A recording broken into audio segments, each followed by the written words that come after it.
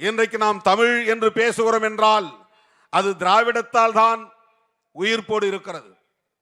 திராவிடம் என்பது தமிழ் தேசியத்திற்கு எதிரானதல்ல, தமிழுக்கு எதிரானதல்ல, தமிழனுக்கு எதிரானதல்ல, தமிழ் மண்ணுக்கு எதிரானதல்ல.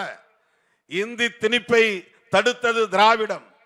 இந்தி திணிப்பை தடுத்ததால் தான் தமிழ் இங்கே உயிர்ப்போடு வாழ்கிறது. இந்தி திணிப்பை தடுத்த போராளியால் தான், தந்தை பெரியாரால் தான் தமிழ் இன்றைக்கு உயிர்ப்போடு இருக்கிறது. அதனால் தமிழ் என்றும் தமிழ் தேசியம் என்றும் நம்மால் பேச முடிகிறது.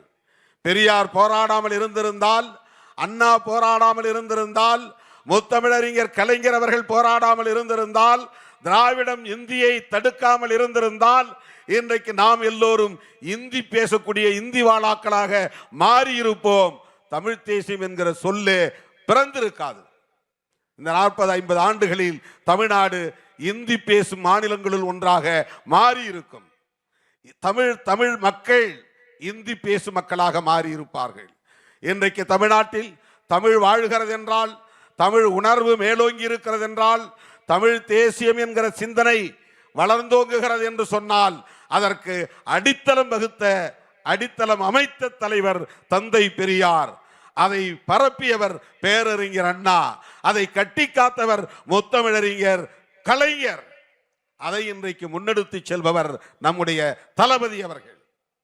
ஆகவே திராவிடம் என்பது சமூக நீதி, திராவிடம் என்பது சகோதரத்துவம், திராவிடம் என்பது சமத்துவம்.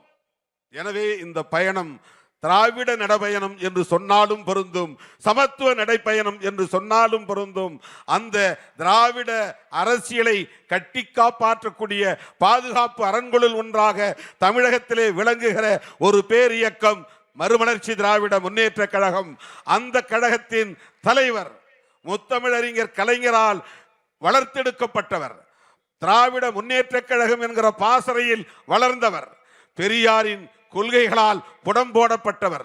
பேரறிஞர் அண்ணாவால் தட்டி வளர்க்க பெற்றவர் அண்ணன் புரட்சி புயல் வைகோ அவர்கள். அதே பாசறையில் வளர்ந்தவர்தான் அண்ணன் தளபதி அவர்கள்.